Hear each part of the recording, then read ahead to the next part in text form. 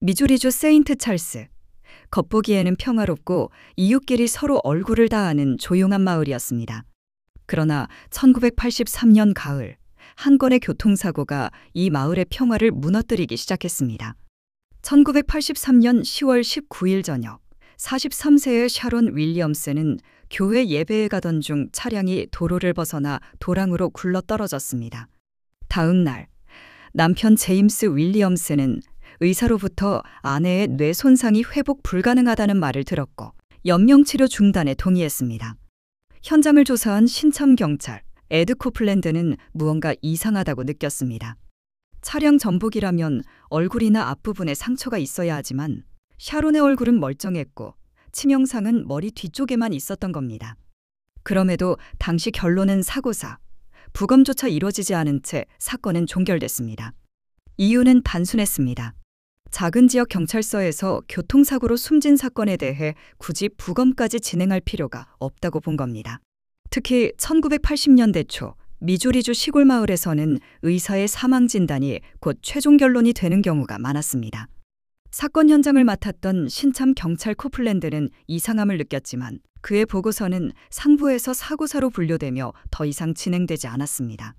이렇게 절차는 간단히 마무리되었고 샤론의 죽음은 그날로 불행한 교통사고로 기록되고 말았습니다. 샤론의 남편 제임스는 지역에서 전기공사 일을 하는 기술자였습니다. 그는 종종 일을 하러 들렀던 집 중 하나에서 한 여인을 알게 됩니다. 그 여인은 조앤 노타이스. 그녀는 월터 스콧이라는 예명을 쓰는 가수의 아내였습니다. 그의 본명은 월터 노타이스였죠. 그는 과거 밴드 밥쿠반 인디인맨의 보컬이었고 그가 속한 밴드는 더 치터라는 히트곡으로 1966년 빌보드 차트에서 무려 11주간 머물렀고 12위까지 올랐을 정도로 유명했습니다. 하지만 그 곡 이후 뚜렷한 인기곡은 없었고 월터는 70년대와 80년대에 그의 유일한 인기곡 더 치터로 전국을 다니며 밤 공연을 하는 가수였습니다. 조앤과의 결혼이 월터의 첫 결혼은 아니었습니다. 월터는 도리스라는 아내가 있었지만 전국을 돌아다니며 공연을 하는 직업의 특성상 집에 있는 날이 많지 않았습니다. 그의 곁에는 항상 많은 여자들이 있었고 그는 도리스와의 결혼 생활 중 조앤을 만났습니다. 그들의 만남은 결국 월터와 도리스의 이혼으로 이어졌고 이후 월터와 조앤 두 사람은 부부가 되었죠. 하지만 두 번째 결혼에서도 월터는 그의 히트곡 제목처럼 가정생활에 충실하지 못했고 공연을 같이 다니는 댄서 중 한 명과 연인이 되었습니다. 놀랍게도 가정생활에 충실하지 않은 것은 월터뿐만이 아니었습니다. 소위 말하는 맞바람이라는 것을 조앤은 피웠습니다. 상대는 전기기술자인 제임스였고요. 월터의 아내, 조앤과 샤론의 남편, 제임스의 만남은 훗날 미주리 역사상 가장 기괴한 범죄 중 하나로 이어집니다. 샤론이 사망한 지 불과 2달 뒤인 1983년 12월 27일, 월터 스콧이 자취를 감춥니다. 그는 자동차 배터리를 교체하러 나갔다가 돌아오지 않았습니다. 조앤은 정비소에서 남편이 나타나지 않았다는 전화를 받았지만 그가 변덕스러운 사람이라며 크게 걱정하지 않는 듯 했습니다. 다음 날 그의 차는 세인트루이스 공항에서 발견되었지만 월터가 비행기를 탔다는 기록은 어디에도 나타나지 않았습니다. 처음 월터의 부모님들은 월터가 도시 밖의 다른 곳으로 여행을 떠났을 거라 생각했다고 합니다. 하지만 조앤의 행동은 조금 의심스러웠습니다. 월터의 부모님이 조앤을 찾아 집으로 갔을 때 거실 한가운데서 제임스 윌리엄스가 월터의 개인 물건을 꺼내어 마치 감정하듯 보고 있었습니다. 아직 행방도 모르는 남편의 물건을 그것도 아내가 아닌 다른 남성이 보고 있는 모습은 이상함 그 자체였습니다. 수상한 것은 그것뿐만이 아니었습니다. 월터가 사라지자마자 조앤이 월터의 공연 일정을 취소해달라며 매니저에게 요구했습니다. 이는 남편의 행방을 모른다는 초기 진술과 모순됐습니다. 월터의 실종 이틀 후 조앤과 제임스는 다른 지역에 있는 밴드의 트레일러에 같이 가서 월터의 개인 소지품들을 챙겼습니다. 그 다른 지역에 있는 동안 그들은 방 하나를 빌려 숙박한 것으로 알려졌죠. 월터를 찾는 수색이 계속되었지만 가족, 친구, 동료, 그 누구도 그로부터 소식을 듣지 못했습니다. 제임스와 조앤의 관계에 대한 의심 때문에 제임스의 집도 수색을 했지만 수상한 것을 발견하지는 못했습니다. 9개월의 시간이 흘러 조앤은 월터를 대상으로 이혼 소송을 했고 그 이후 제임스와 조앤은 결국 결혼했습니다. 이제 두 사람은 서로의 배우자가 세상을 떠나거나 실종된 뒤 한 지붕 아래 부부로 살고 있었습니다. 하지만 1987년 새로운 검시관이 부임한 후 이전의 사건들을 재검토하게 되면서 샤론의 사건이 다시 수면 위로 떠오릅니다. 새로 부임한 검시관 메리 케이스 박사는 샤론 사건의 담당 형사였던 코플랜드의 제보를 듣고 사건 기록을 검토했습니다. 그녀는 이 사고가 단순한 사고가 아닐 수 있다고 보고 판사의 명령 없이 샤론의 유족들의 허락을 받아 발굴을 감행합니다. 발굴된 시신은 보존이 잘 되어 있었고 뒤통수에 단단한 물체로 인한 충격 흔적이 2회 발견됐습니다. 분명 누군가의 의도적인 해침이었습니다. 다시 보니 이 외에도 샤론의 사건 현장에는 수상한 점이 많았습니다.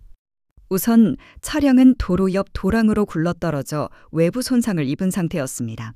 그런데 정작 내부, 특히 운전석 주변은 예상만큼의 파손이 없었습니다. 보통 전복 사고라면 유리 파편이 운전석과 승객석을 가득 메우지만 샤론의 의복에는 유리 조각이 거의 묻어 있지 않았습니다. 마치 사고가 난 후 사람만 차량에 옮겨 실린 듯한 모습이었죠. 운전석 좌석 위치도 이상했습니다. 시트는 샤론의 키보다 훨씬 큰 사람이 편히 운전할 수 있는 정도로 뒤로 밀려 있었습니다. 전문가들은 그 상태로는 샤론이 페달을 제대로 밟기 어려웠을 것이라고 말했습니다. 병원으로 이송된 뒤 응급실 간호사들의 증언도 뒤늦게 조명되었습니다. 간호사들은 샤론의 몸에서 강한 휘발유 냄새를 맡았다고 했습니다. 사고 현장 차량 옆에는 불길이 있었지만 연료 탱크는 멀쩡했고 기름이 샌 흔적도 없었습니다. 누군가 의도적으로 불을 붙였을 가능성을 배제할 수 없는 대목이었습니다. 마지막으로 현장에는 급정지나 미끄러짐을 나타내는 타이어 자국이 전혀 없었습니다. 만약 진짜 사고였다면 최소한의 제동 흔적은 남았어야 했습니다. 이 모든 정황은 샤론의 사고가 단순히 불행한 교통사고가 아니라 누군가가 치밀하게 꾸민 교통사고 위장일 수 있다는 강한 의심을 불러일으켰습니다. 샤론 사건에 대한 의심이 짙어지고 제임스를 수사하던 경찰은 월터의 실종에도 제임스가 관여했음을 다시 한번 의심했습니다.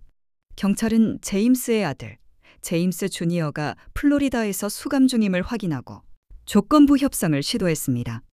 그는 월터가 실종된 후 아버지가 뒷마당의 물탱크에 콘크리트를 붓고 무거운 화분으로 덮는 모습을 봤다고 증언합니다. 수색 허가가 떨어지고 현장에서 월터의 시신이 발견됩니다. 그는 옷을 다 입고 있었는데 신발은 신고 있지 않았습니다. 그의 팔과 다리는 움직이지 못하게 묶여 있었고 그의 몸은 떠오르지 않도록 우물 바닥에 있는 벽돌과 이어져 있었습니다. 부검 결과 그는 등의 발사장치로 인한 부상으로 인해 세상을 떠난 것으로 드러났습니다. 월터는 집에서 신발을 신고 있지 않았기 때문에 경찰은 그가 자신의 집에서 변을 당했을 거라 추측했습니다. 한편 월터의 유해가 발견된 후 샤론 사건은 판사의 영장을 받아 두 번째 부검을 할 수 있었는데요. 역시 동일한 결론이 나왔습니다. 검찰은 제임스가 아내에게 강한 물리적 충격을 가했으며 교통사고로 위장하고 2달 후 조앤의 남편 월터에게 심각한 해를 가한 것으로 보고 기소했습니다.